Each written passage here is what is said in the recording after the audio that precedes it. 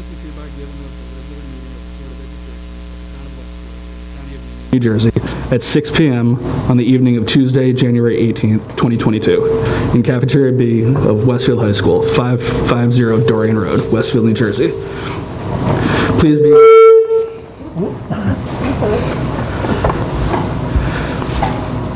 be advised that all attendees must wear masks. The purpose of the meeting is to transact the regular business of the Board of Education and to transact any other business to come properly before the board. The board will immediately move into private session to discuss legal matters rendered confidential by federal and state law or rule of the court. The public portion of the meeting will begin at 6:45 p.m.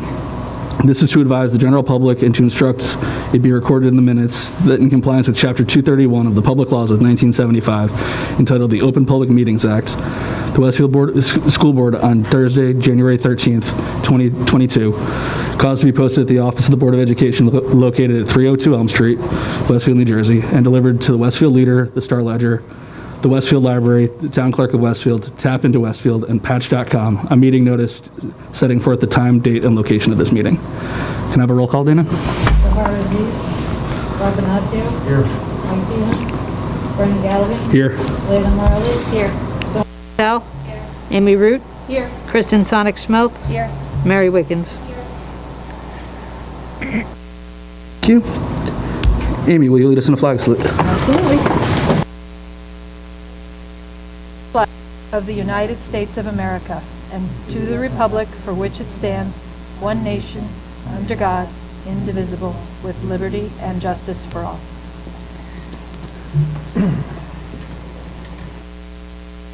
I ask the board to approve the following resolution. Resolved that the Board of Education move into private session for the purposes of discussing matters rendered confidential by federal, state law, or rule of the court, including legal and personnel matters, and be it further resolved that any discussions held by the board which need not remain confidential and the results of the discussion will be made public as soon as practicable. Can I have a second? Thank you, Amy. All in favor? Aye. Aye. Any opposed? Okay, we are in private session.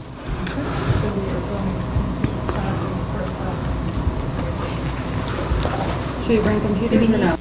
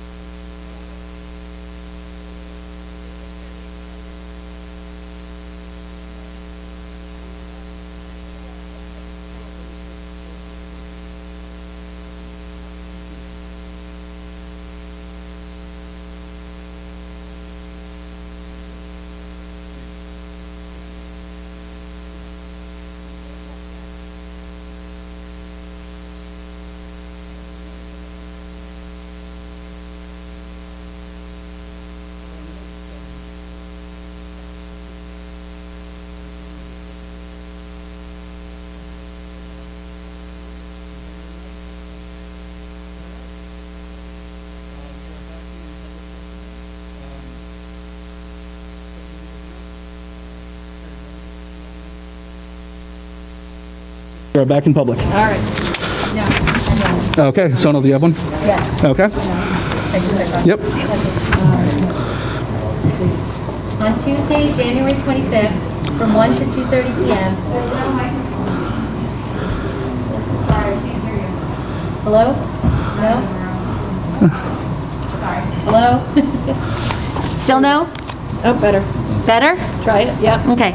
On Tuesday, January 25th, from 1 to 2:30 p.m., Operation Parent is hosting a webinar entitled Sex, Drugs, and Netflix Parenting Strategies: How to Talk About Drug Use in Popular Media. More information, including how to register for the webinar, is posted under Health and Welfare on the Community Flyers page at www.westfieldnjk12.org. Thank you. Layla? You don't have an announcement? Okay. Rob? Kristen? All right. Mike? Yeah, I have one. Please join the Westfield Municipal Alliance Annual Palooza Celebration tomorrow, Wednesday, January 19th at 6:30 p.m. at the Westfield High School Student Center. Following the celebration, the Municipal Alliance will hold its regular meeting at 7:15 p.m. at the same location. Thanks. Thank you, Mike. Sahar? Registration for kindergarten and grade 1 continues via our student registration website at www.westfieldnjk12.org. A video brochure for incoming families to learn more about the Lincoln Early Childhood Center is posted on the district and Lincoln websites. And an open house is scheduled at Lincoln School on Saturday, February 9th from 9 to 11 a.m. Thank you, Sahar. The next meeting of the Board of Education will be held at 7 p.m. on Tuesday, February 8th in Cafeteria B at Westfield High School. All attendees are required to wear a mask. The meeting will also be live streamed via the district YouTube channel, which viewers can access by clicking on the board meeting recordings current year on the board tab at www.westfieldnjk12.org. The complete agenda will be available on Friday, February 4th, also on the board tab. And now to a special announcement. We really like these kind of events where we get to recognize students for their achievements. And tonight's one of those nights. On behalf of the entire board, it is my pleasure to welcome Westfield High School senior and soccer All-American Ryan Friedberg, along with his family and coaches. Ryan is among just 88 high school players to be selected for the fall 2021 Boys All-America team. He's a goalkeeper and has played on the varsity team since his freshman year. Ryan is committed to play soccer at Cornell University next fall. Here with Ryan tonight are head coach Eric Shaw and assistant coach DeMont Hurd. I invite all three of you to come and pose for a photograph as Ryan receives a certificate of recognition from our superintendent, Dr. Gonzalez. Coach Shaw, you're invited to say a few words as well.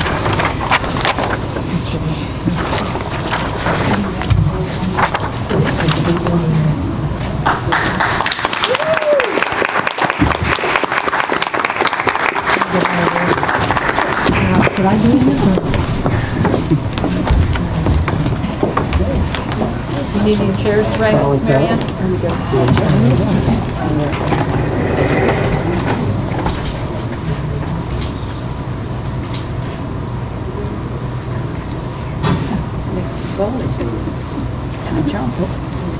One more.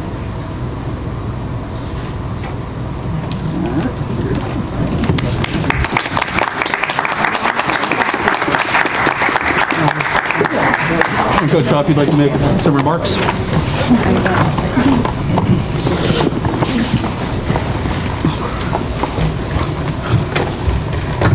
Ryan was the backbone of our team the last 4 years, and defense, to be honest, as a goalkeeper. Captain this year, 4-year varsity players, as you mentioned. Had a career 26 shutouts, which is second in school history, which I came to find out this week. Dave Zupko, back in, I think in the 60s, is the leading shutout taker back then. With .79% goals against average, which is less than 1 goal in his career. He started 5 matches, I think, his freshman year, and then became our goalkeeper from sophomore year all the way up to his senior year this year. Without his ability in goal, certainly would have struggled this year with winning the Union County tournament. And he received this year many accolades. First team all-conference, first team all-county, first team all-state. Was also voted player of the year the Soccer Coaches Association of New Jersey, and was also voted the top 5 goalkeepers in New Jersey. And obviously, we're here for the All-American Award, which is the United States Soccer Coaches Association, that he is recognized for All-American. And as you mentioned, again, going to Cornell with his academics and athletics, so certainly looking forward to his progression in the game and academically and athletically. So congratulations, Ryan.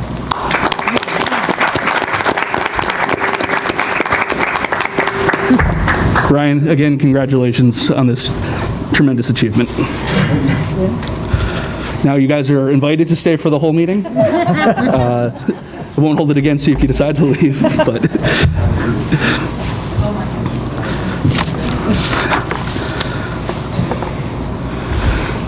All right.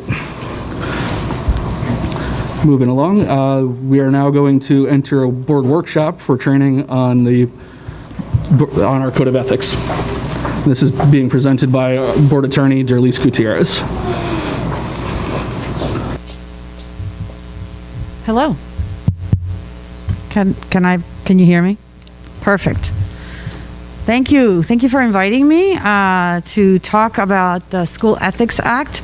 I won't be taking very long, but I want to walk you through what the School Ethics Act requires, and to make sure that the public is aware of the School Ethics Act, and to make sure, more importantly, that the board members are aware of what your rights and obligations are as a school board member. So I have no clicker, I'm using arrows, so bear with me if I go too fast or too slow. My name is Derlis Gutierrez. I am one of the partners at Adams, Gutierrez, and Lottie Boudere, and we are privileged to represent the Westfield Board of Education for many years now. And so let's get started. So the School Ethics Act, it's intended to ensure that the conduct of school officials holds the respect and confidence of the public. That's the primary goal of it. The legislature declared that school officials have to avoid conduct which is a violation of the public trust, or which creates a justifiable impression that the public trust is being violated. Also, in the legislature introduction, the law is intended to ensure and preserve public confidence that school board members and local school administrators should have the benefit of specific standards to guide their conduct, and of some of the disciplinary mechanisms to ensure that board members have uniform mainstream standards. Of course, nothing is absolutely standard, and everything depends on the situation. So very well intended, not necessarily what always happens. The School Ethics Act applies to school officials. School officials are each one of the board members, your school officials. School officials are also the superintendent of schools, the school business administrator, and professional NJSBA officers and professional staff, and certain administrators. There is a code of ethics that is inside the law, and the Act talks about what are considered to be conflicts of interest. And there's a whole variety of language that addresses conflicts of interest. The School Ethics Act is overseen by an agency called the School Ethics Commission. There are 9 members on the School Ethics Commission. They're appointed by the governor for 3-year terms. 2 are school board members, 2 are school administrators, and there are 5 members of the public. The School Ethics Commission handles complaints. It issues advisory opinions. It receives the disclosure statements that you're all required to sign, that hopefully you've all prepared by now. And it enforces training requirements for board members. Where it issues advisory opinions, an advisory opinion under the School Ethics Act is an opinion those are the opinions that generally give us the case law for school ethics violations. Sometimes the School Ethics Commission takes months and months and months before they issue an advisory opinion, and then suddenly they'll issue, 6 or 7 or 8 of them all at once. But we rely on the advisory opinions because that gives us, just like a judge issuing a decision in a lawsuit, the advisory opinions of the School Ethics Commission are what guides us in being able to give you advice. They interpret the School Ethics Act. At any point of time, if any board member has any questions, please don't hesitate to ask. The only entity that can punish a board member, a Board of Education member, because you are all elected officials, the only entity that can punish you for violations of the School Ethics Act is the School Ethics Commission. And the School Ethics Commission, there are several levels of penalty. One could be a private reprimand. There's also something called a public censure.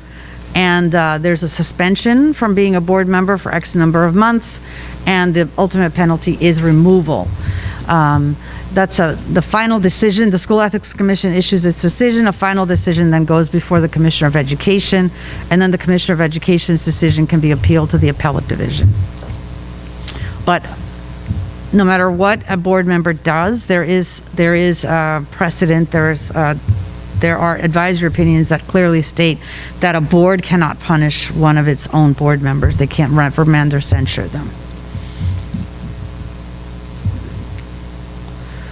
I just mentioned briefly that you have personal, relative, and financial disclosure statements. Those are required to be given to the school, to your board secretary. That is what, well, besides that they have to be submitted to the School Ethics Commission, it also is what will inform us so that the board secretary will be able to say to me if there is a conflict, for example, in negotiations, which is where most of the conflicts will arise when we're doing labor negotiations. And I'll go over that in more detail. If somebody is either a member of a union, has a family member who's a member of the union, there are certain conflicts that become apparent. We don't know that unless we could poll everyone, or we see it on the financial disclosure statement.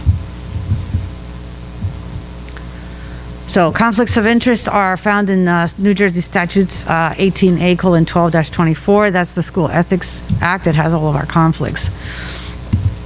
So an immediate family member, and this is important, a member of the immediate family is a spouse or the dependent child of a school official residing in the same household. So if it's, and again, remember, school official means board members as well as administrators. So that's an immediate family member.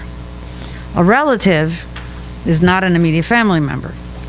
A relative is an individual's spouse, civil union partner, domestic partner, or the parent, child, sibling, aunt, uncle, niece, nephew, grandparent, grandchild, son-in-law, daughter-in-law, step-parent, stepchild, step-brother, step-sister, half-brother, half-sister of the individual or the individual spouse, or of the civil union partner or the domestic partner, whether the relative is related to the individual or the individual spouse, etc., by blood, marriage, or adoption. So different from an immediate family member. There is case law about cousins, because cousins isn't specifically listed. Cousins might be other. Cousins might fall under other, and it depends on the circumstances. I think that covers all of the possible relatives that we could ever possibly have. And I think there's even there's an advisory opinion on how distant a cousin. Is it a first cousin? Is it a second cousin, once removed, or whatever those archaic rules are. Just about anybody is an other if they receive unwarranted privileges. So that's the key to remember, is unwarranted privileges. So what's an unwarranted privilege? So an example is found in one of the advisory opinions. If a wife's cousin applied for the position but was not the most qualified candidate recommended by the superintendent, and a board member used his or her position to get that person hired, that would be an unwarranted privilege, okay? If the wife's cousin was a coach in the district and the board member worked to obtain a stipend for coaches without cause, but not for other extracurricular staff, that would be unwarranted. On the other hand, if you negotiated a benefit on behalf of all the staff, and it happens to affect that individual, then it's not an unwarranted privilege. So essentially, if what you're voting on is something that would affect everybody anyway, you're not giving something that's a special benefit to the person that you're somehow related to, then it's okay. Except in certain circumstances. There are always exceptions. Lawyers live on the exceptions. Conflicts. Okay, so no school official can have an interest in a business organization or engage in any business transaction or professional activity, which is a substantial conflict with the proper discharge of the duties of the public interest. Again, also no official can attempt to use his official position to secure unwarranted privileges or advantages of employment for himself or a member of the immediate family. So it sounds logical, but obviously if it's been put in the law, it's because it's happened somewhere. You can't call the superintendent and say, my cousin really wants a job as a teacher, and I really want you to hire that person as a teacher. And it would really be helpful to me if you hired this person as a teacher. Not cool. That's an unwarranted privilege. If you happen to have a relative who's looking for a teaching position and you say to that person, submit your resume just like any other candidate, and that resume ends up on the desk of the Human Resources Department and it goes through the process just like anything else, there's nothing wrong with that. At the time of, it's supposed the superintendent did recommend that individual, it would be in everyone's best interest if you abstain from voting on that position. If it's not one of those, I recommend always erring on the side of caution and being and abstaining more often than not. Obviously, if it's somebody that's well, you can't. Somebody that's a direct relative can't be hired while you're on the board anyway. So that question has become moot. But any questions on that? On recommendations to the superintendent? No. Okay. Yes.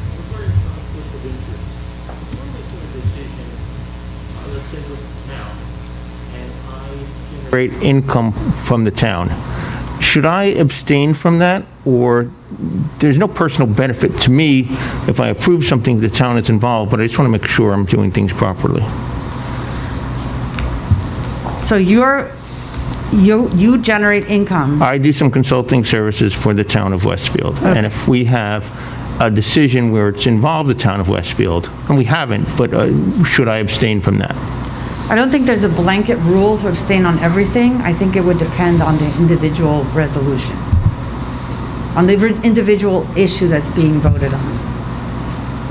If you wanted to be super safe and super secure, you could abstain on everything, anything that had to do with the town. But unless it's something that's within the area of your consulting, It's not. I don't think that we could, I wouldn't necessarily say you have to abstain. I think you have to look at each individual's. Okay, it's not. I just wanted to verify. Yeah. Okay, Okay. thank you. You're welcome. How have the interest in a business organization, how's that been defined? An interest in a business organization, if you're a partner, if you have an interest, you have some kind of shareholder interest, you work for that organization somehow. Okay. If you own a company or a portion of a company, you have some kind of an interest, a shareholder interest in a company that then comes before the board to do business with the board. Right. And it's you know, all above board, you know, it's something that, say it's something that is subject to the bidding laws and they properly are the lowest bidder. I would suggest that you shouldn't be voting on that. Right. Right? Because you don't even want there to be, the law doesn't talk about the appearance anymore, but I would suggest not even, just avoid it entirely. In the example that I just gave, you would have an interest, so therefore you should be abstaining anyway. Okay. That's the type of thing that I'm talking about. Any other questions on that? All right, so we talked about direct or indirect financial involvement that might reasonably be expected to impair your objectivity. Whether it's you're the one with the interest or somebody in your family. D, no school official shall undertake any employment or service, whether compensated or not, which might reasonably be expected to prejudice his independence of judgment in the exercise of his official duties. A lot of these conflicts have to do with your independence of judgment, that your judgment has to always be what's in the best interest of the students in Westfield, and not what's in the best interest of somebody particularly dear to you or a business that's dear to you. No school official shall solicit or accept any gift, favor, loan, political contribution, service, promise of future employment, or other thing of value upon an understanding that this gift, favor, loan, etc., was given or offered for the purpose of influencing the board member or the school official in the discharge of his duties. So this actually was created. There was a time many years ago when at the school boards convention, the lawyers, the engineers, the architects, we would take all of our clients out to dinner, just like any private entity takes their clients out to dinner. And when the School Ethics Act was updated, that's when that became prohibited, so that you are not allowed to accept meals from any of the professionals that work for you or any of the companies that work for you. You can accept the tchotchkes that are given at the school boards conference, because everybody is getting them. And we can have a cocktail party. Any of the entities can have a cocktail party that's open to everybody that attends the convention, including people that are gambling there, just happen to come off the street. But we're not allowed to provide you with anything that would be just for the board, because then that could be seen as you taking a gift or a favor in exchange for continuing with that professional service. Okay?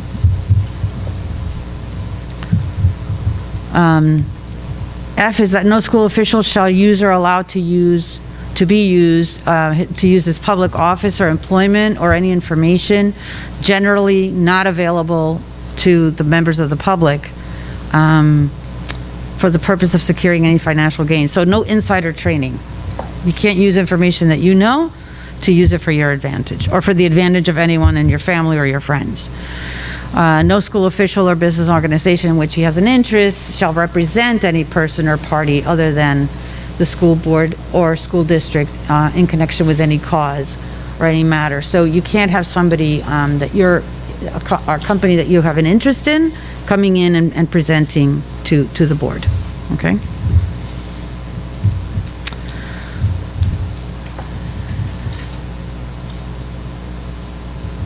So there's no conflict if what you're voting upon has no material or monetary gain to you or to a member of your business, a member of your family, or to a member of your business, or to any group that you're participating in.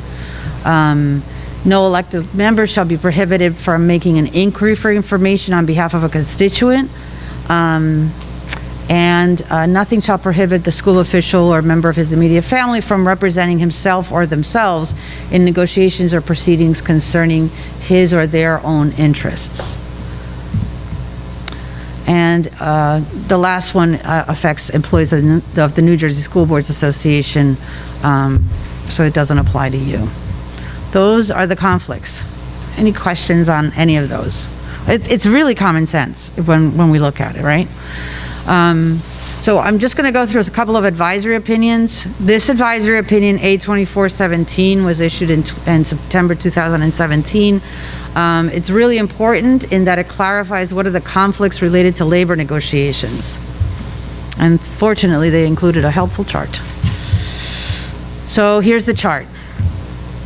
And I'm going to have to, can I move this? No, I can't. I can't see. Can I take this out? I can. Oh, thank you.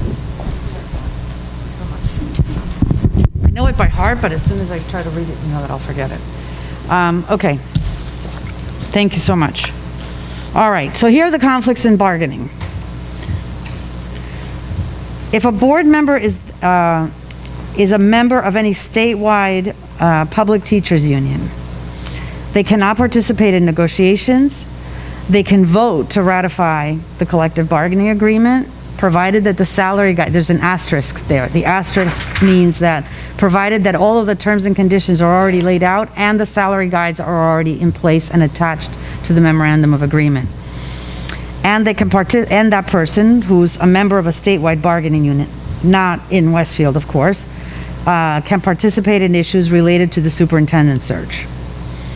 If the spouse of that board member is a member of the local union, then the board member cannot participate in anything related to negotiations. And that makes sense, right? If you're married to somebody that is a member of the teachers union, you can't be voting on any issues related to the teachers union.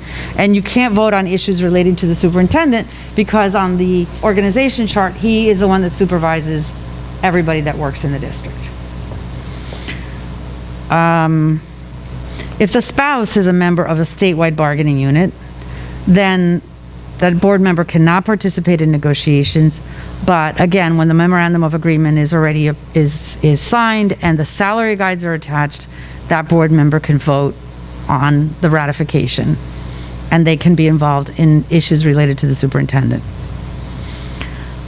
The rest of it is self-explanatory. I don't think I have to go through each one of them, but essentially it's if it's a member, if the relative or the immediate family member is a member of the local union, you can't have anything to do with bargaining. If they're a member of the statewide union, so if they're a member of the NJEA in our case here, then they can't participate in negotiations, but they can participate in the vote, the ultimate vote for the memorandum of agreement. Any questions on that? No. Great. Thank you. Has the Ethics Commission differentiated between the NJEA and, what's the other one, AFT? The AFT. They don't, generally, because what happens is that salaries and benefits, regardless of what union is involved in in any district, they tend to be, they affect one another. So if it's, it doesn't matter that the person is a member of AFT, but the statewide bargaining unit here is NJEA, or vice versa. And when it comes to a board member who's themselves a member of another association, has there been any differentiation between just rank and file and officers, or no? If they're an officer in a statewide union, in a statewide bargaining unit, Right. Is that what you're asking me? No. So there's no difference? No. Okay. No. Just wanted to make sure. Yeah. Do we have anybody like that? Do I have to worry about? Nope. Any members of a statewide union?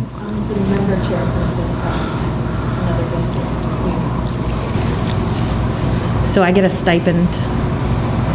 The issue isn't whether you get a stipend or not. The Okay. issue is whether you're a member I'm of not on the executive council. Okay. If that makes a difference. That doesn't. What makes a difference is whether you're a member of the state, another state, you're a member of the NJEA. Yes. Okay. And we're all NJEA and our individual districts, unions. Got it. Okay. Yes. So what would apply to you is that you can't participate in negotiations, but you can participate in the vote to ratify the contract. Right. Provided the salary guides have already been addressed. Okay. They're already attached. They've been negotiated, agreed upon, and they're attached to the collective bargaining agreement. Okay. The memorandum of agreement. Got The it. reason for that is so that you have no influence in what the salaries are going to be. Because if you influence the salaries in Westfield, then you by extension would be able to influence the salaries wherever you are, wherever you work. Okay. Are you asking because I'm a union like rep and chairperson? I was asking just to make sure there was no differentiation in the law, Okay. Yeah. because we like to err on the side of caution No, I know. wherever possible. No, I get The it. same thing applies with the New Jersey Principals and Supervisors Association, by the way. If somebody were a principal, if a board member is a principal somewhere else, it's not just teachers. Okay? Any other questions on that? Usually the best thing to do is that when we get to that point, like ask questions again, because we know what the law is now. I don't know what the law is going to be at the next round of bargaining. So it's always best to check. Okay.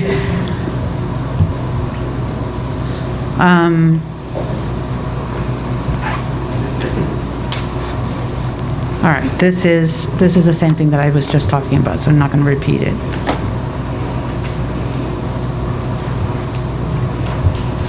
And clearly, if any of your, if you have a family member who is a member of the bargaining unit here, you can't participate in any aspect of negotiations. That actually even applies to a superintendent and to a business administrator. I've been in situations where the business administrator and the superintendent are both married to members of the local teachers association, and so we can't use them, they can't participate in the negotiations, which makes it really hard to make decisions that don't affect instruction and that don't affect money in negotiations. Okay, I'm gonna skip over those because I've got it. This is the same thing that I just talked about, issues related to the superintendent, and whether or not you can participate if you have a family member who's is in one of the bargaining units. Okay, so this is the actual code of ethics, and what I would like to do, so that I'm not the one that does all of the talking, since you have it, I think that it would be very neat if we each went around and you took one and generated it and read it. So where shall I start? Perfect. You can start with letter A. Starting with 13. Should we just recap that we're laughing because we did this at our last meeting also? Did you really? Oh, I'm not going to make you do it again then. Oh, I had no idea. See, It would help cement it, you know. what a great idea. Whose idea was that? Brilliant. I think we built the agenda when you were supposed to be presenting last week. Okay, then I'm not going to make you do it over again. I just thought it was, sorry. Here I was thinking, oh, this is going to be just, I'll do something different. There you go, not so different. Well, I figured the teachers would enjoy that, rather than me standing up here lecturing. I mean, this violates all of the rules of, standing in front of the classroom and just lecturing. So we know what the code of ethics, you're going to uphold and enforce all the laws of the state and of the State Board of Education. You're going to make decisions in terms of the educational welfare of children, regardless of their ability, their race, their creed, their sex, their social standing. And it's obviously of all of the children, not make decisions that are what's going to be good for one of your children.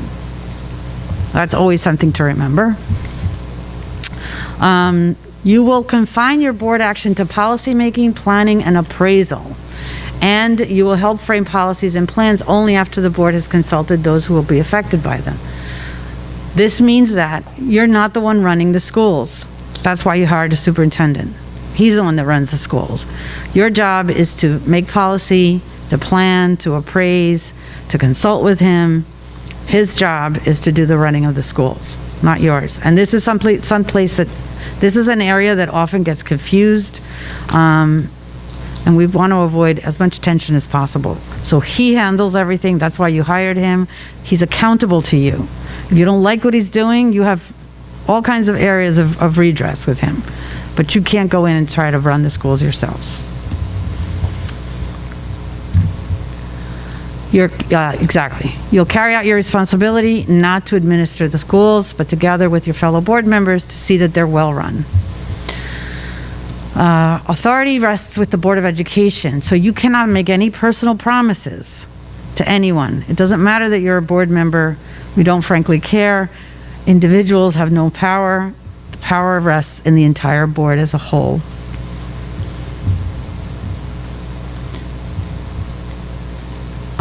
You will not surrender your independent judgment to any special interest or partisan political group to use the schools for personal gain or for the gain of friends. This one often comes up in situations of using the facilities, renting out the facilities for a particular group or not. So just be mindful of that. You will hold all matters confidential that relate to the schools. You come across a lot of confidential information about students, about staff members, about contract negotiations, not just collective bargaining agreements, but a contract to hire an architect or a contract to do any kind of construction work. Anything that's discussed in executive session must stay in executive session. Any documents that you're given in executive session should not be carried around elsewhere, lest they can get lost. So be very, very careful with that. You will vote to appoint the best qualified personnel available after consideration of the recommendation of the school leader. That means that he's the only one that could recommend who gets hired. You cannot. The only recourse that you have is if, as a whole, the board doesn't approve of some of the recommendation of the superintendent, you just vote no. And then he has to come back and give you a new recommendation, and that's all there is to it. You can't say, we're going to vote no on this one, but we'll vote yes on this other one. It doesn't work that way, okay? You'll support and protect school personnel in the proper performance of their duties. That makes common sense. The school personnel, you're responsible for them, just like the superintendent is responsible for them. And by the way, one of the school personnel is the superintendent. Even though he is a school official, he's still one of your employees, as is the business administrator. You will refer all complaints to the school leader and will act on complaints at public meetings only after failure of administrative solution. Very often, members of the public will come to the microphone and say, XYZ happened and I want you to fix it, and the superintendent has never even heard about it. So you can't take action other than to refer that person to the superintendent. If the superintendent then doesn't do his job and doesn't address it, then you have the ability to address it, okay? You also, I'm sure, are approached at the supermarket, at the stores, wherever, with XYZ happened, or my child didn't get this, what are you going to do? Your answer, your standard answer will always be, please contact the superintendent of schools. Or at the very least, I will let the superintendent of schools know that you asked me this question, and that's it. And then you tell him, and then you're done. And leave it to him to respond. These are some of the cases that have, some recent cases that where there was a censure. A board member went directly to the guidance. These things actually do happen, by the way. Like, we don't make this stuff up. You can't make it up. A board member went directly to the guidance office and got information from the guidance secretary, went around inspecting lockers, took complaints to the principal, so that person was censured. On another case, board members met with the Teachers Association without the superintendent's knowledge, and there was a suspension there. In another case, a board member replied to a confidential email from the board president, and then it included a parent and teacher in his response, and that was a reprimand. I would remove the reply all button from all emails. If I had all the power in the world, I would take out reply all. So do not hit reply all. If there is any email that comes from the superintendent, some information that he's sending to the whole board, there's nothing wrong with that. It's when you start hitting reply all, that and with asking him the question, and that starts a conversation, that's a violation. That could be a violation of the Open Public Meetings Act. So if you desperately need to talk to the superintendent about it, call him. If you want to respond to the superintendent, reply only to him. It's okay for you and the superintendent to be having conversation. It's when you're having conversation amongst yourselves outside of a board meeting where there's going to be action taken. Okay? A conversation about the weather is not an Open Public Meetings Act violation.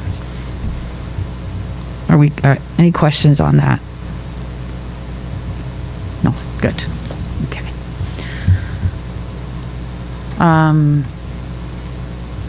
Again, with the emails, forwarding a message, and then it was shared. That warranted a censure. There was another case where a board member went into the schools on his own, took photos of open windows, took photos in the bathroom, spoke with reporters, gave them copies of the pictures. That's a violation. In another case, a board member was pulled over by the police and repeatedly told the police officer that she was a board member, she was going to talk to the village president, cursed at the police officer, and she was suspended for 30 days because she was trying to use her position to influence what the police officer was going to do at a traffic stop. There are other cases, a board member writing an op-ed endorsing 4 candidates in the board election and negatively arguing against the candidacy of another. In that case, the School Ethics Commission noted that while board members still have First Amendment rights endorsements are allowed, there has to be a disclaimer. And the disclaimer is the following. The following statements are made in my capacity as a private citizen and not in my capacity as a board member. These statements are also not representative of the board or its individual members and solely represent my own personal opinions. So if you're so moved that you want to write to anybody, including Facebook, put the disclaimer on every single post, not just one post, and assume that it applies to everyone. Okay, this often brings ethics complaints. Just the lack of having the disclaimer in there. Any questions on that? I know I'm harping on this one, but this one, like, it's so easy, it happens so easily, especially in the area of social media, that I want to make sure that we're all clear on that.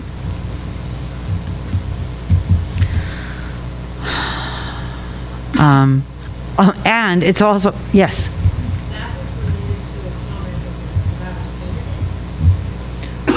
In that particular case, there was a comment.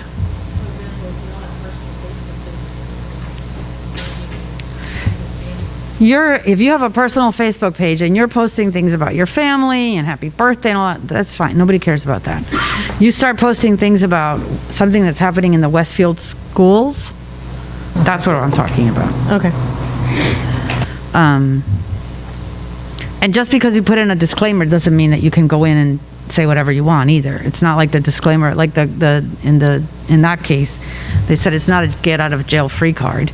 But if you are going to write any kind of an opinion, then make sure that you put the statement in there. Yes. On your own Facebook account, if you want to state a political opinion or a belief about, a hot topic, controversial issue, at your own, I'm not saying that I do that, but I'm just saying that is that allowed? Or I would still put the disclaimer on something that's like that. even if it's a personal Facebook account? Yes. There's no such thing as a personal Facebook account. Well, it can be set to private. You would be surprised. Okay. It doesn't matter. I totally get what you're saying, but Yeah. it's still there. And it gets passed from your friend to somebody else's friend, and next thing you know, it's everywhere. So if it's something that is a political topic, I would put in, for sure, I would put in a disclaimer. Just to be safe. Very general, someone asks what time is the meeting or where's the location of the meeting. Should you put the disclaimer? Yeah, no, I don't think so. That's just Okay, I'm information just- that, yeah, that's just sharing the same information that you would find on the website. Yeah.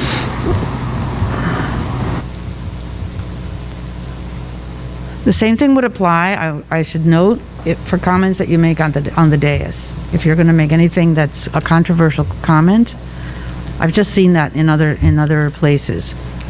Make sure that it's your own personal comment, not that of the board. Okay? And nobody should be talking to the newspaper. Newspapers should be referred, any reporters should be referred to the board president. Unless you're going to use the disclaimer. But as a general rule and good practice, any statements that are going to be made should be going to, definitely any statement on behalf of the board goes through the board president. Any questions on that? Okay, great. Thank you.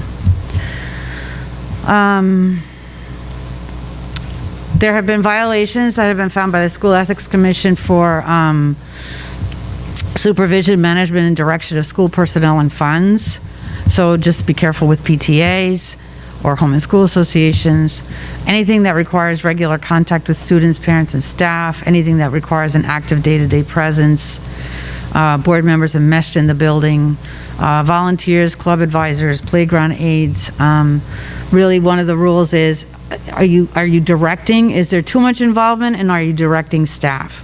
Once you start directing staff, then it's an issue. If you're just volunteering because it's your turn to be the class parent and you're bringing the, I don't think we bring cupcakes anymore, right? But in the old days when there were cupcakes and people, you'd bring the snack for the class day or something, that's one thing, but if now you're the person that's there every single day and directing the teacher, that's not allowed. Okay?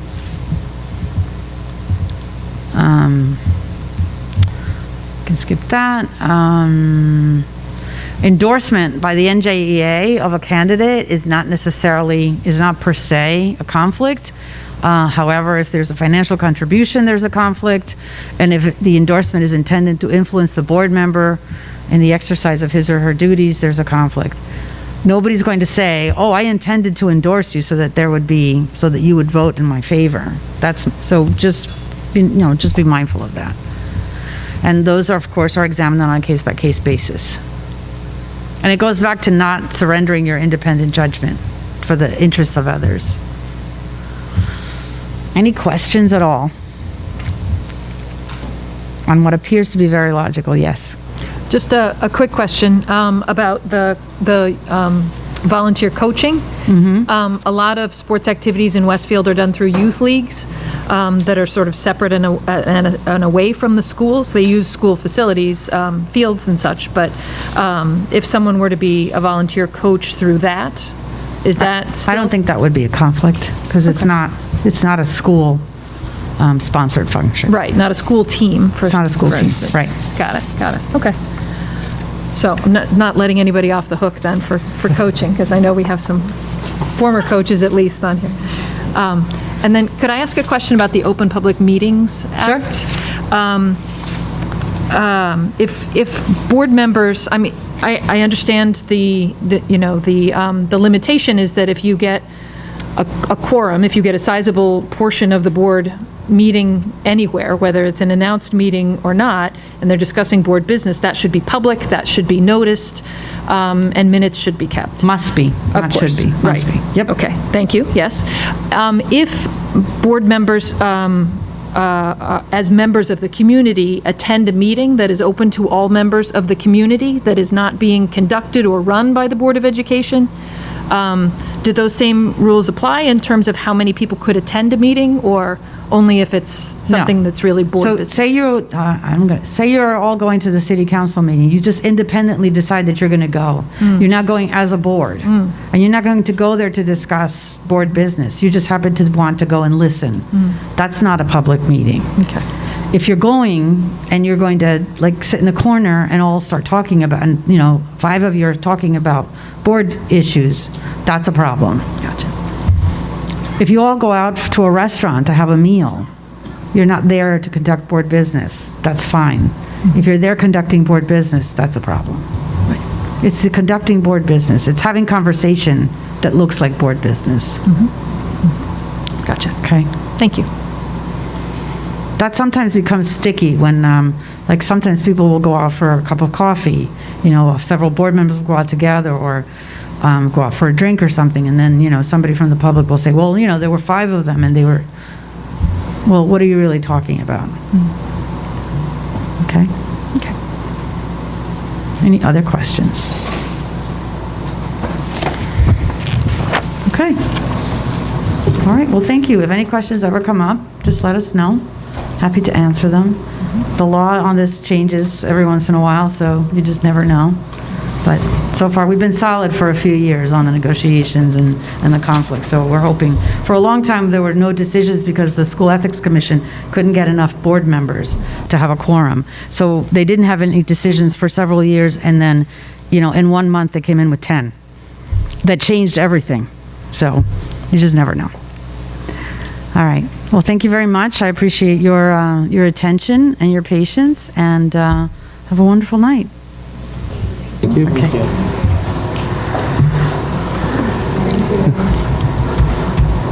Thank you, Derlise.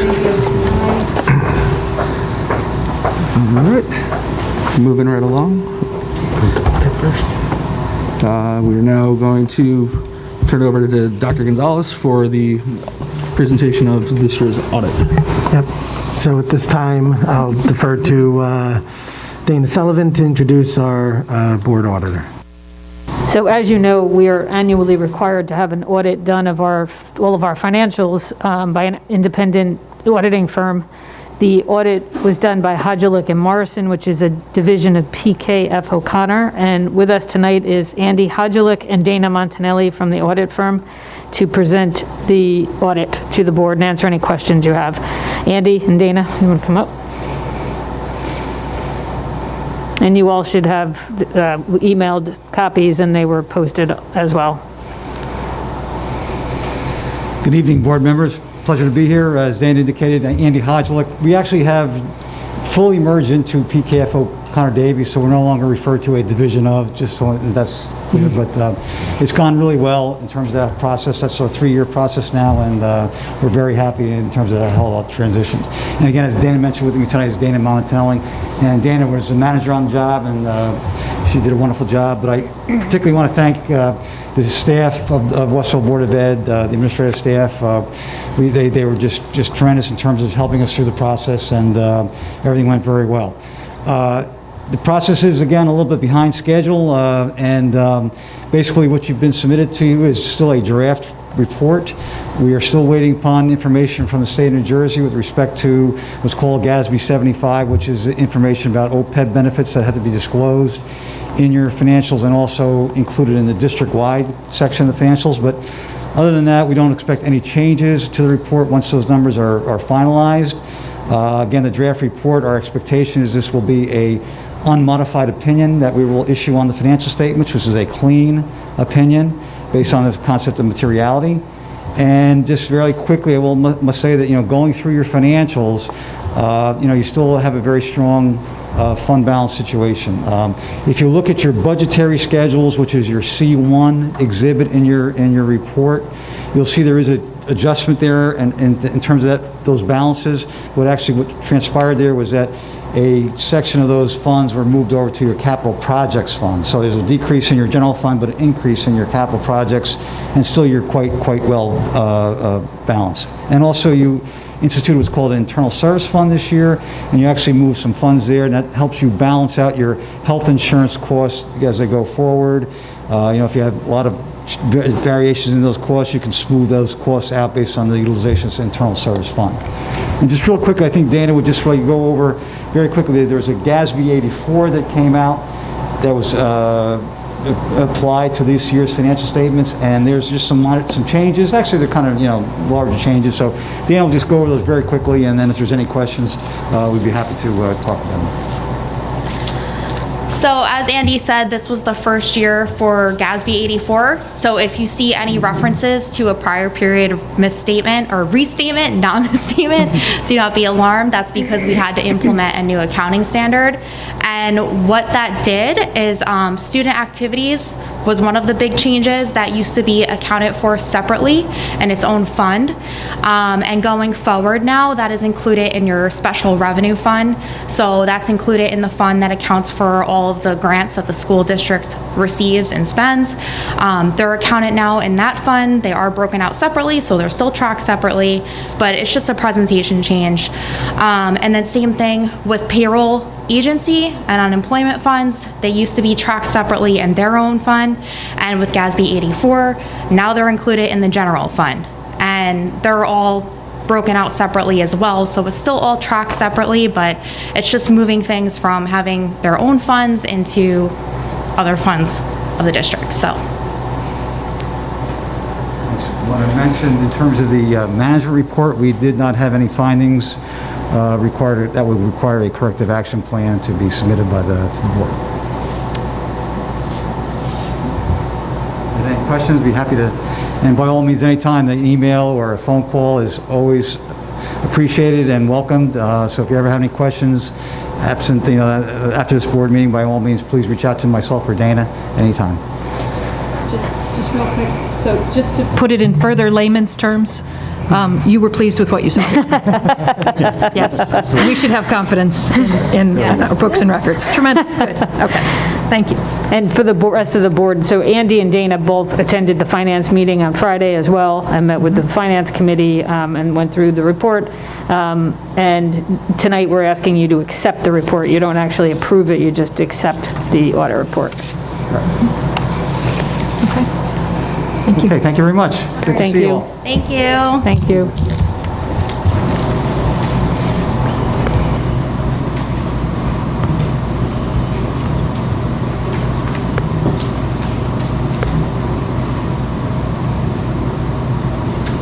Brendan, I think that was brief. Okay. Yep. I do do have a brief superintendent's report in light of our training as well as our audit presentation tonight. I will attempt to keep it as brief as possible, but I do want to acknowledge and thank Dana Sullivan and the business office for all their hard work. That certainly contributed to the audit report that we heard this evening. As a new superintendent coming in, the fiscal health and well-being of a school district certainly paramount to the success of all the efforts that we take on in our schools and throughout the district. And certainly knowing that we have Dana at the helm has created a lot less angst and anxiety. And when it's confirmed by auditors, it certainly helps to reestablish our base and knowing what we have available, so that the work ahead could then go with confidence, knowing that we have the funds in the right places, doing the right things for the work of our students. So congratulations and thank you, Dana. I also want to officially welcome our newest board members, Mary Wickens, Rob Bonaccio, and Kristen Sonic-Schmeltz to the Board of Education. For any new board member, there's a lot to learn in a short period of time. So I look forward to working with all of you to get you up and running on the work that's been done thus far and the work waiting on the horizon. I also want to take note that this month, January, is a School Board Recognition Month. Our board members, along with all those hundreds and thousands of board members out there that devote countless of volunteers' hours, do so to provide oversight of school district operations, including finance, policies, curriculum, and staffing. And we heard the presentation tonight that talked about all those functions. On behalf of our students and staff, I'm grateful for our board's commitment to a position that brings with it many hours of meetings, research, discussion, and difficult decisions, again, all as volunteers. Your work as school board members and that of your predecessors has had a direct impact on the classroom, ensuring that Westfield students have a solid education to prepare them for a successful and meaningful future. Thank you for your service. I also want to use the opportunity to briefly highlight some of the events that took place last month during our January, our first meeting in January. I did not report out on our December highlights, so I do want to just highlight some of the things that took place around the district in December. As you heard earlier during the announcements, we've worked on producing a video brochure of our Lincoln Early Childhood Program to showcase our kindergarten and pre-K program in order to complement the work of soliciting online student registrations, which is currently underway. We're also we also enjoyed to hear the sounds of our student musicians as they engaged in in-person and on-stage winter concerts at all of our schools.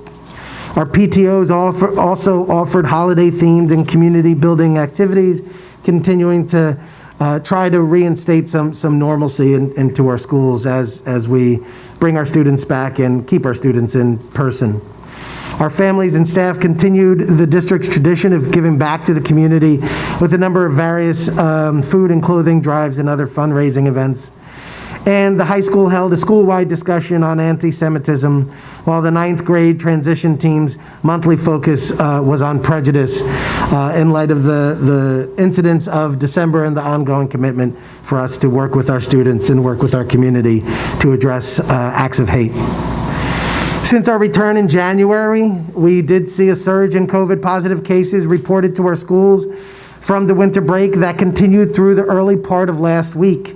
I'm pleased to report that the dramatic increase appears to have finally subsided and has done so dramatically over the weekend. The temporary changes that were made in response to the increase in activity, while not desirable by all, the measures allowed us to remain in person for instruction for a partial to full day since returning. As the numbers continue to improve, we will look to also revisit our practices accordingly. So many people have expressed concerns about our strategies for increasing social distancing, minimizing student contact during lunches, but I assure you those are intended to be temporary mitigation measures in order to ensure that our students are safe while the activity was high. And as I mentioned, with the activity starting to subside, we hope to be able to revisit those as well. As always, if you have any questions specific to your child's school or what's happening in the classroom in light of the recent changes, please reach out to your principal or your teacher directly. Many times a direct conversation with the individuals in the schools and in the classrooms can help clarify any misconceptions or confusion or perhaps just misunderstandings about the efforts that we're trying to put in place. And we want to make sure our parents and our schools remain as partners. Now, as we approach the midway point of the school year, our focus will be dual-oriented. On the one hand, we're going to be looking forward to a strong finish to the school year with learning and other experiences that take advantage of our schools being back in session and in person safely. So all those mid to end of the year activities that make our schools a special place, make our culmination experiences memorable, all of those traditions and all those wonderful activities, we continue to look forward to planning and implementing this year, being mindful of the activity of COVID in and around our community. But those are going to be efforts that are going to be planned and coordinated at the school level with their various constituents, while also preparing for just business as usual in our schools to get us through to June. On the other hand, we also have in the coming weeks and months ahead the engagement of the board and the administration in the challenging task of developing an operating budget for the next school year that attempts to resolve the challenge of funding for public education when the cost of running school districts is outpaces the revenues that we have to fund our budget. And we do all that so that we could deliver the excellence in education that our children deserve.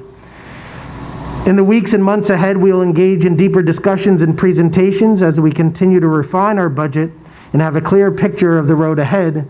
But I wanted to make sure that the public was aware and that the task ahead of the board is going to be a big one and certainly one that we are all ready for. But there are still a number of unknowns that we will continue to gather information on. And in the coming weeks, in the February and March board meetings, we will have additional public presentations. But we have our work cut out for us to get us through to June and certainly to prepare for next year. So nothing like a busy second half to the school year to keep our minds occupied. But that concludes my report for this evening. Thank you, Dr. Gonzalez. Following our new agenda format, which we implemented for December, going to turn it over to Amy for her curriculum committee report. All right, the curriculum committee last met on December 16th. And in connection with that, the agenda items that we'll be addressing, there are 4 on the agenda that we'll be voting on when we get to that part of the meeting. Second reading for 3 high school classes, a revision of the interdisciplinary American Studies class, and then approving new curricula for 2 practical arts classes at the high school, Business Principles and Management and Introduction to Marketing. We discussed those at our December meeting, so hopefully you guys can hearken back. If new board members have questions, I'll be happy to answer them when we get to that portion. Also, we're approving for first reading 5 curricula for world languages. World languages at grades 6, 7, and 8. Several years ago, there was sort of a bringing together and, what's the right word? Standardizing sounds a little clinical, but sort of bringing together how French is taught and how Spanish is taught at the middle schools so that units correspond and correlate between and among not only the 2 languages, but the 2 intermediate schools as well. We also, world languages was presented to us. We had the ability to talk to several of the teachers and to Enrique Pinque, who's the supervisor for world languages. He was at our meeting in December. And then also we reviewed 4 curricula for gifted program for elementary students. So Esther Von Ripper and Crystal Marsh, who's the supervisor for the district. They both attended the meeting as well and talked about the 4 courses that are outlined here for grades 3 and 4.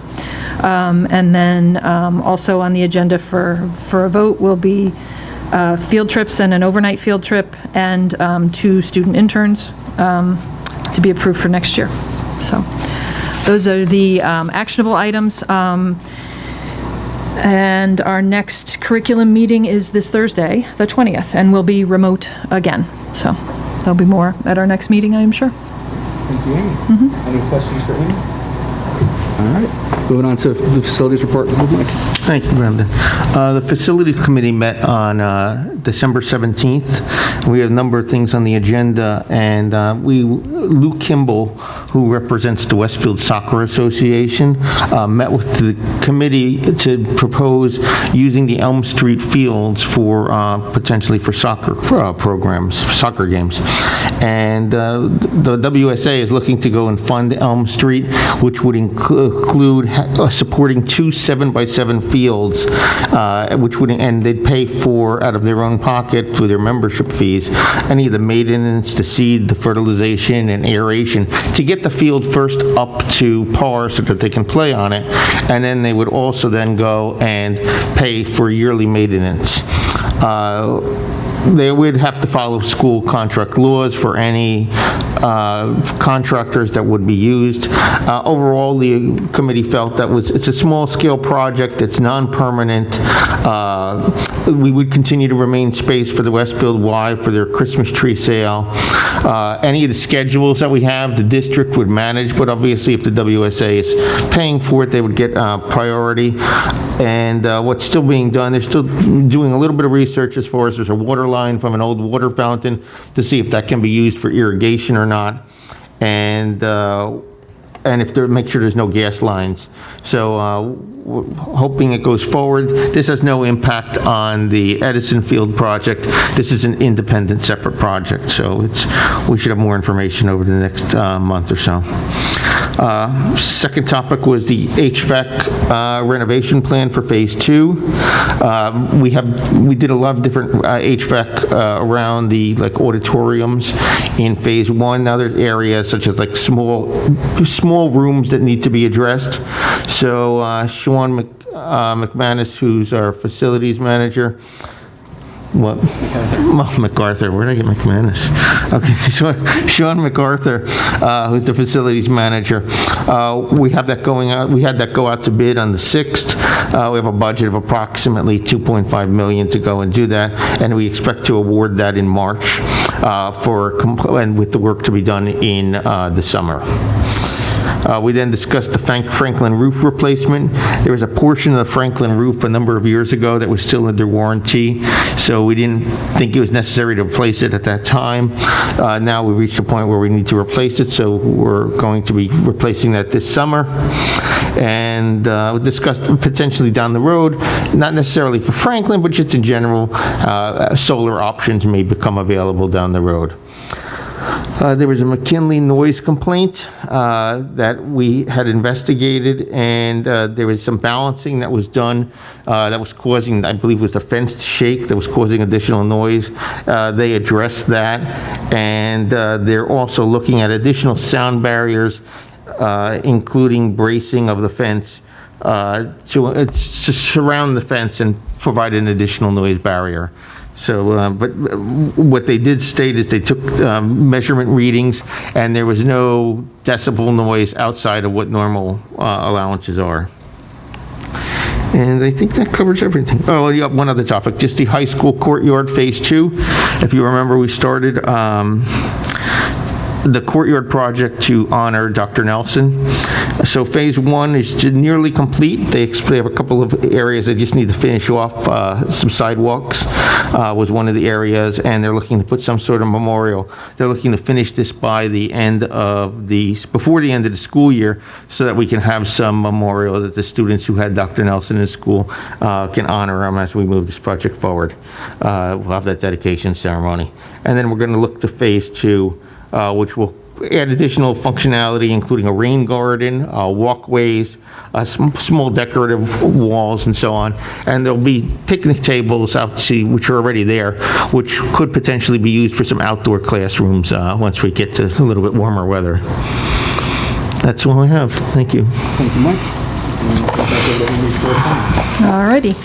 The Finance Committee met last Friday, as Dana already mentioned, and we did have our auditors present at the meeting to review in slightly more granular detail the results of the audit.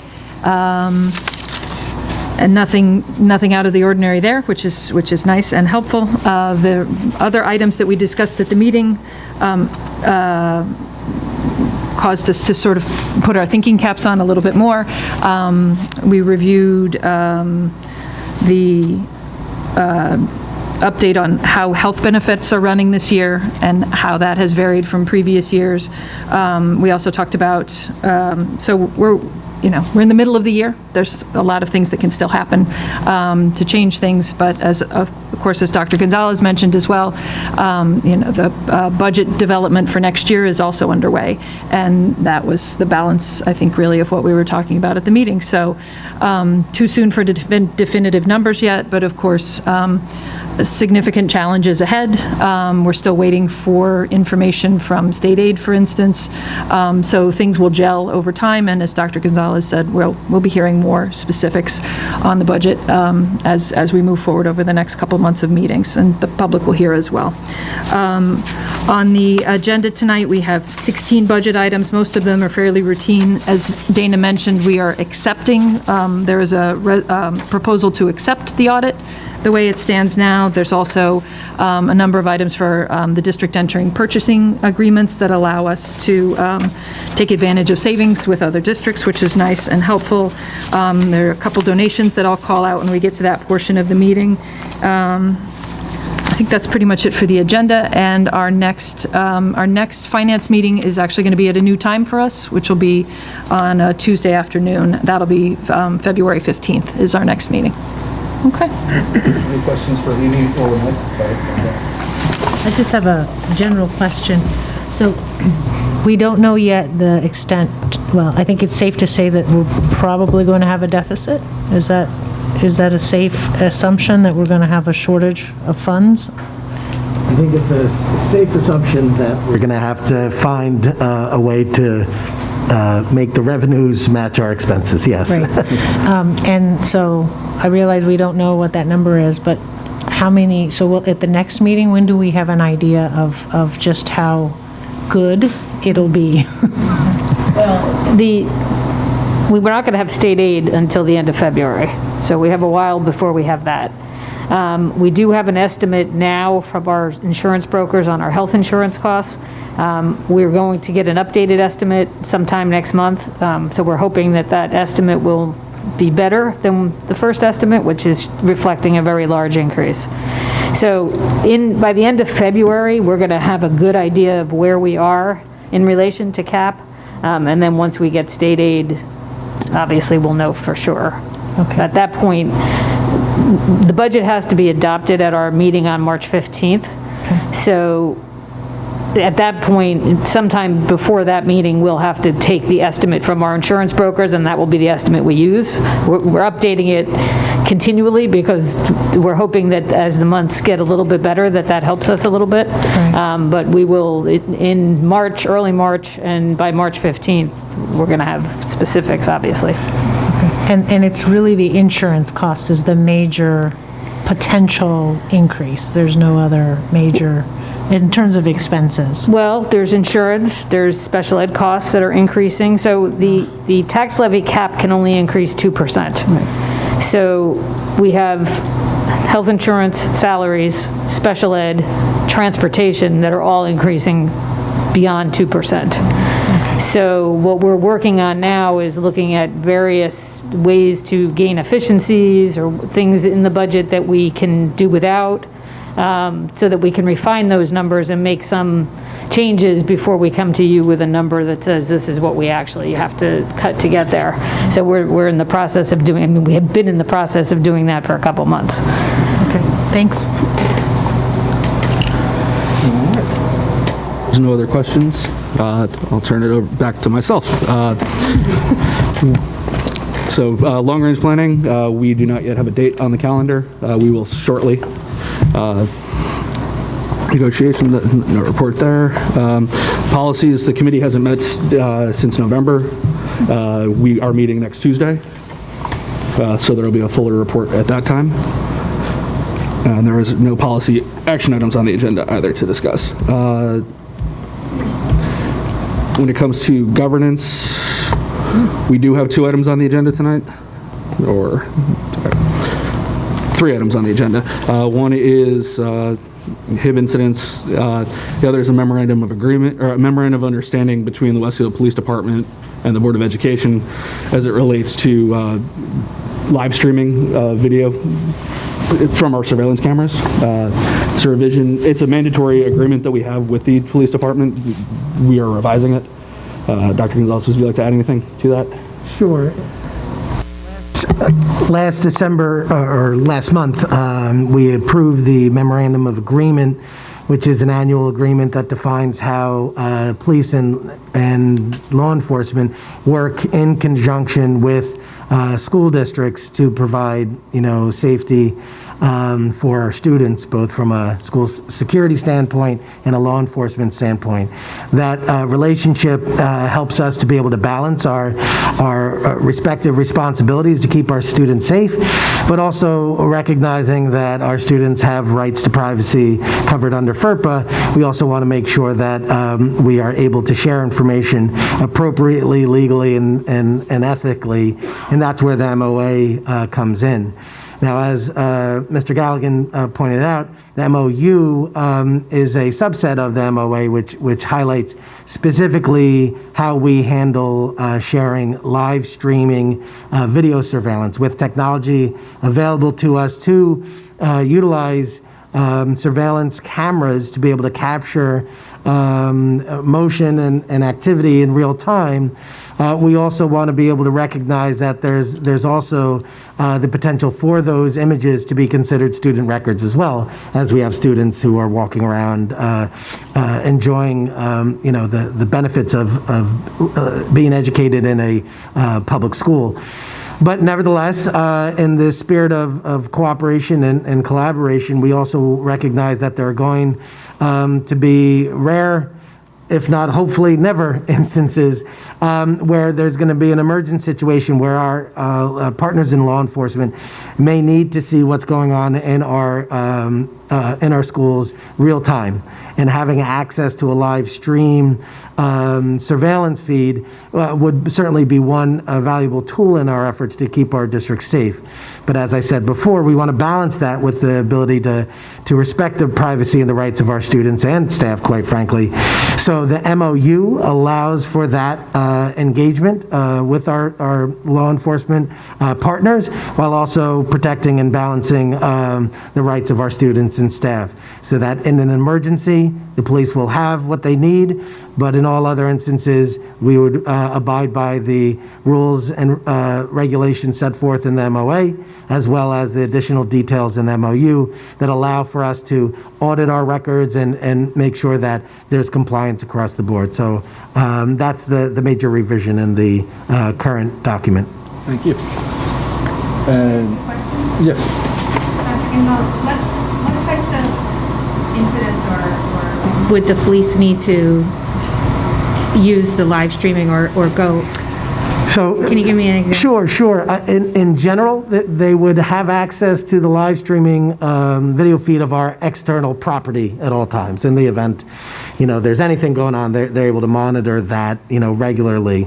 But when you come into the interior spaces, interior common spaces where our cameras reside in hallways and in large congregated areas, those would only be used in an emergency situation. And again, the emergent is the unthinkable. So in the event of any unwanted intruder or any violent act that requires an immediate response by law enforcement, they would have the ability to have eyes on the scene essentially through that. Do they have access on their end, or is that something you have to give them? So through this memorandum of agreement, it would allow us to install software into into a police department computer in the dispatch center or in their mobile command center, so that in the event, again, say we have a police officer on patrol who finds out that an alarm went off in a school, they would be able to have access to eyes inside the school before they enter it, so that in the middle of the night, if there's an alarm that goes off, they wouldn't have to enter the school blindly. They would be able to see inside. Okay. So again, it's intended to be, a measure to keep our partners in law enforcement safe when they're potentially going to walk into a dangerous situation. And this is, the police department's already had the ability to request access. Yes. This just expedites the process in an emergency situation. No, I think, God forbid, there is a situation, with our students that they have Exactly. the access to see what's going on internally in buildings. Yep, and it's important to note that we have the ability to audit, trust but verify, and we have the ability to ensure compliance on both directions. Thank you. When I say we, I mean Dr. Gonzalez and district personnel, not us. And the last part on the governance agenda is the school calendar for the 2022-2023 school year.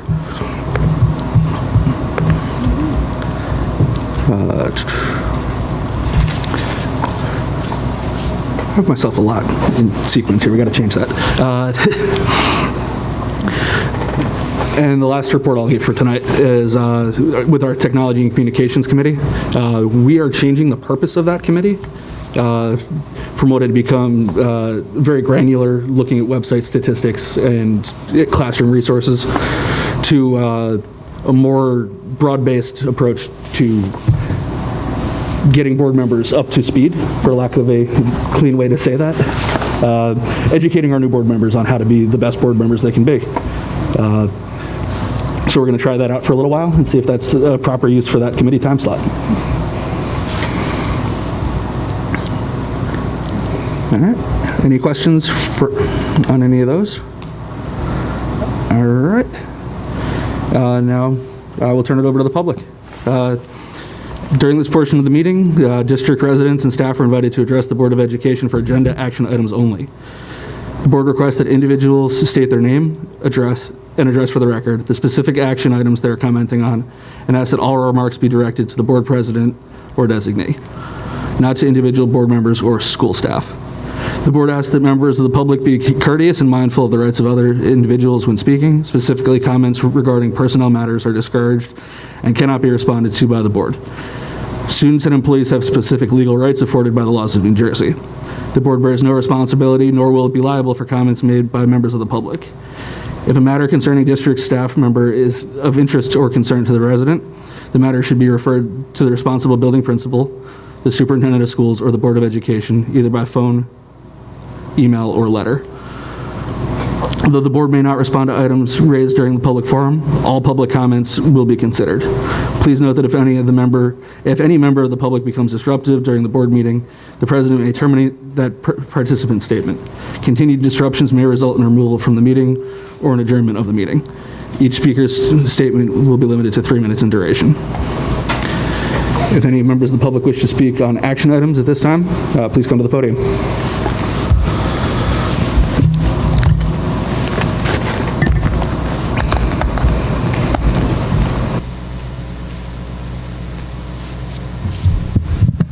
Hello, my name is Jean Lemberg. I live at 528 Grove Street, and I have a concern related to the Edison Field project. In October, the PFAS Strategic Roadmap was released by the U.S. EPA. Sorry, we're not taking any action on the Edison Field project tonight, so there is no action. Oh, I'm sorry. I only saw. Yep, there will be a time change.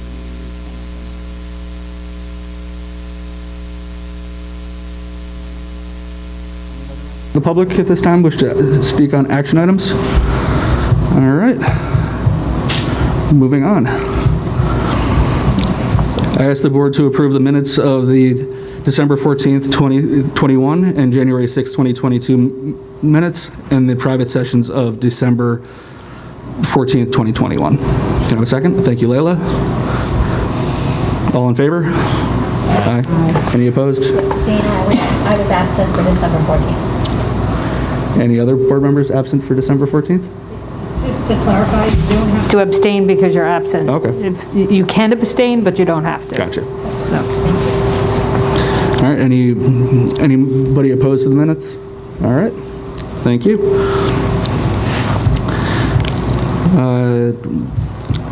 I now ask the board to take action on governance items 1 through 3. Can I have a second? Thank you, Sonal. Item 1 is to affirm the superintendent's decision, HIB incidents 22E03, 22E04, 21F02, and 21MC01 for the reasons set forth therein. Item number 2 is the live streaming memorandum of understanding, as Dr. Gonzalez just stated, and item number 3 is the school calendar for next year. Dana? Yes. Robin Ifield? Yes. Mike Phelan? Yes. Brendan Gallagher? Yes. Layla Morelli? Yes. Donna Patel? Yes. Amy Root? Yes. Kristen Sonic-Smith? Yes. Mary Wickens? Thank you. I now ask the board to approve personnel items 1 through 30. Can I have a second? Thank you, Mike.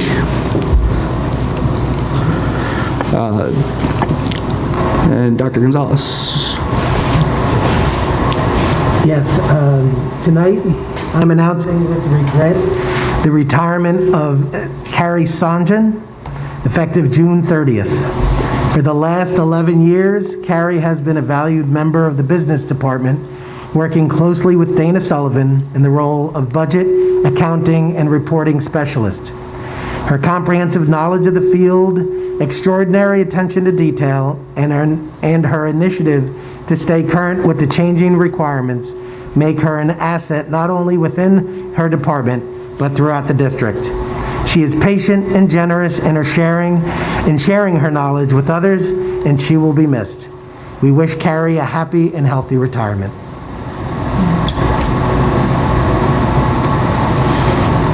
Thank you, Dr. Gonzalez.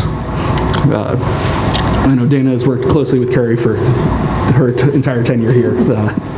Wish you could vote no on that.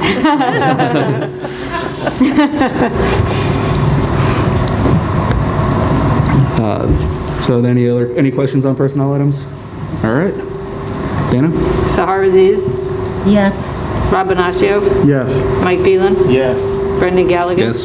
Layla Morelli? Yes. Sonal Patel? Yes. Amy Root? Yes. Kristen Sonic-Smelt? Yes. Mary Wickens? Yes. All right, Amy? Finance and Facilities, I would like the board to consider finance items 1 through 16. Could I have a second? Thank you, Mary. Again, as I called out earlier, we have a couple items here. Items 1, 2, and 3 are about, 1 and 2 are about purchasing agreements. Item number 4 is about accepting the audit. I would like to read 2 items in particular about donations, which we are always happy to accept.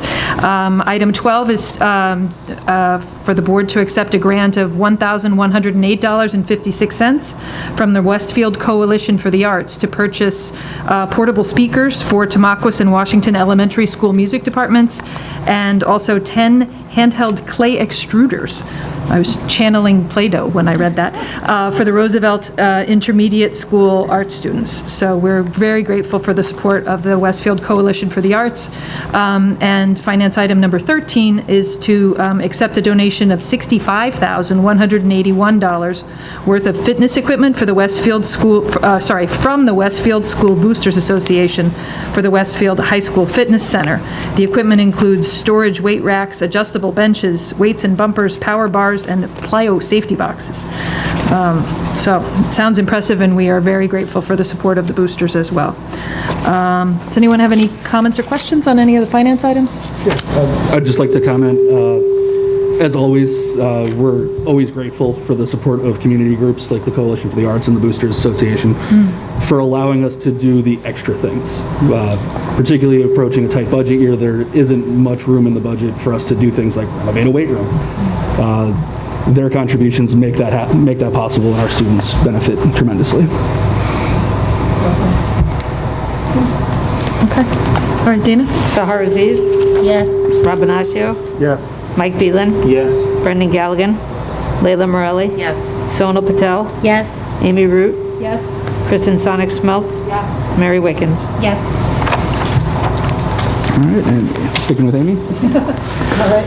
I would like the board to consider curriculum, instruction and program items 1 through 4. Could I have a second? Thank you, Sonal.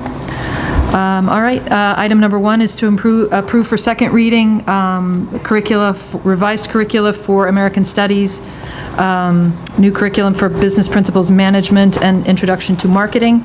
Item number 2, as I said before, first reading on revised curriculum for world languages, the 5 classes listed here, and the 4 classes of the gifted program at the elementary school level. Item number 3 is 1 day trip for the Mandarin Chinese classes in the springtime, so we certainly hope they're able to do that and converse in Mandarin on their trip, and an overnight trip for the high school dream team. It's a conference that they've attended for a number of years, and I know they really get a lot out of that. And then item number 4 is approving 2 interns for the next school year. Any questions or comments? Yep. Just related to field trips, if we're approving just for them to go to the field trip, it doesn't necessarily mean that the district pays for those field trips, or does it? Nope, that is correct. Typically, funds are raised for the field trips from the families of students who attend the trips. And for those families that might have a financial hardship, usually the building principals are the ones who help intervene and identify those students so that the families are not unduly burdened. Okay, thanks. Yep. I actually have a question. If I work closely with the Municipal Alliance, is that an example of conflict of interest In terms of, with the dream team? In terms of making, the dream team's part of the Municipal Alliance. That's an interesting question. You might want to abstain just to be safe. Yeah. Okay, that's fine. So when we get to your name, you could say either approve or, yes or no on which items and abstain from which item. That's fine. Okay. Yeah. All right. Any other questions? Okay. Dana? Sahar Aziz? Yes. Rob Ignacio? Approve items 2, 3, and 4, and abstain on item 1. Mike Phelan? Yes. Brendan Galligan? Yes. Leila Morelli? Yes. Sonal Patel? Yes. Amy Root? Yes. Kristen Sonic Smelt? Yes on 1, 2, and 4, and abstain on 3. Mary Wickens? Yes. Okay.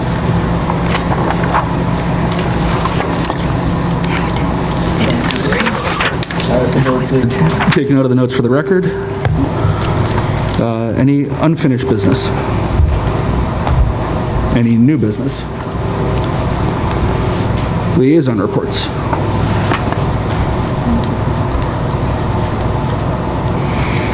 All right. I'll just do a quick liaison report from the New Jersey School Boards Association. Executive Director Larry Feinstadt has announced his retirement effective June 30th. He's been in that position for 12 years now. And it was the superintendent of schools in Cranford before he took that position. he will be missed in that capacity. And I wish he and his wife happy travels, as that is what he plans to do once it's safe to travel. Any other liaison reports? All right. Now we'll go back to public comment. During this portion of the meeting, members of the public are invited to address the Board of Education on any topic. The board requests that individuals state their name and address for the record, and asks that all remarks be directed to the board president or designee, not to individual board members or staff. The board asks that members of the public be courteous and mindful of the rights of other individuals when speaking. Specifically, comments regarding personnel matters are discouraged and cannot be responded to by the board. Students and employees have specific legal rights afforded by the laws of New Jersey. This board bears no responsibility, nor will it be liable for any comments made by members of the public. If a matter concerning district staff is of interest or concern to a resident, the matter should be referred to the responsible building principal, the superintendent of schools, or the Board of Education, either by telephone, letter, or email. Although the board may not respond to items raised during the public forum, all public comments will be considered. Please note that if any member of the public becomes disruptive during the meeting, the board president may terminate the participant's statement. Continued disruptions may result in removal from the meeting or adjournment of the meeting. Each speaker's statement shall be limited to 3 minutes in duration. Please come to the podium. May I first ask if your protocol is that speakers from the podium may keep their masks on? Yes, please. It is. Thank you. Okay. My name is Dr. Stephen Gorlick. I'm a retired lecturer, distinguished lecturer in criminology at the City University of New York and former vice president of the City University Graduate Center. I wasn't going to say anything this evening, but it is School Board Recognition Month, and I wanted to thank you for something in particular. In approving the American Studies course, this board has shown that it is not afraid to enter into what is admittedly a difficult and controversial topic. It has done so with a proposal that I find extraordinarily rigorous and grounded in recent and important scholarship. It doesn't back off from the idea that many of our institutions are sadly grounded in a history of racism, and sexism, and homophobia and other things. It faces this head-on, and I was so proud that this was able to go through. Most importantly, I'm proud because it's uncomfortable to teach and learn, but that's when my experience over many years, that's when this is learning at its absolute best. So it's guaranteed to be uncomfortable, I think, the way you've written it, the way the teachers and others who were involved in writing it have written it. And I'm just very proud and happy that this reading was passed on this reading, and as I said in a previous meeting, I would be thrilled to take this course lock, stock, and barrel and teach it to graduate students at a university, but are retired and they apparently don't require my services. So, thank you very much. Thank you.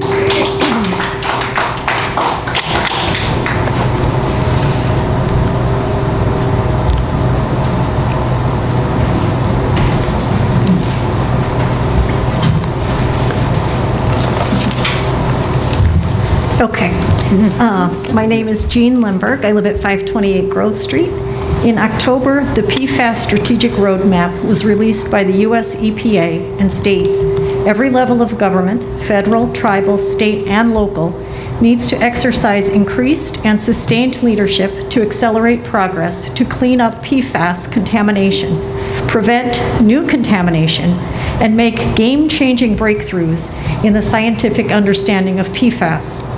Dr. Sarah Evans, a researcher and professor with the Children's Environmental Health Center at Icahn School of Medicine, expressed concerns about PFAS, also known as per- and polyfluoroalkyl substances. She stated, A recent study identified perfluoroalkyl chemicals, PFAS, as a class of chemicals linked to numerous health problems, including cancer, nervous system toxicity, immune dysfunction, thyroid, and cardiovascular disease in the plastic grass blades and backing used on artificial turf fields. PFAS are persistent pollutants that have been shown to contaminate wetlands and drinking water. These findings raise concerns about PFAS groundwater contamination from field turf runoff and emphasize the need for further examination of exposures that may occur from turf components other than infill. Groundwater contamination from field turf runoff is a very real concern right here in Westfield and in the communities downstream from the Robinson's Creek. I recently walked around Keller Field Track and saw blades of green plastic grass and white and blue plastic threads strewn on the track. Bits of the red-orange rubber from the track dotted the cement walkway next to the bleachers, and black crumb rubber particles accumulated where the walkway meets the natural grass. I peered into a storm grate and saw piles of the red-orange rubberized track material at the bottom and inside the storm drain pipes, which leads to Robinson's Creek, which eventually goes into a reservoir and out into the ocean. Crumb rubber, track material, and blades of grass have also migrated out of the stadium and into the environment on both sides of Rawway Avenue and next to Edison School. You can prevent further contamination of our environment by telling the Westfield Town Council that you will not permit artificial turf fields to be installed at Edison Intermediate School, the Elm Street Field, or any other school property. Thank you. Thank you, Mrs. Lemberg. Do any other members of the public wish to address the board?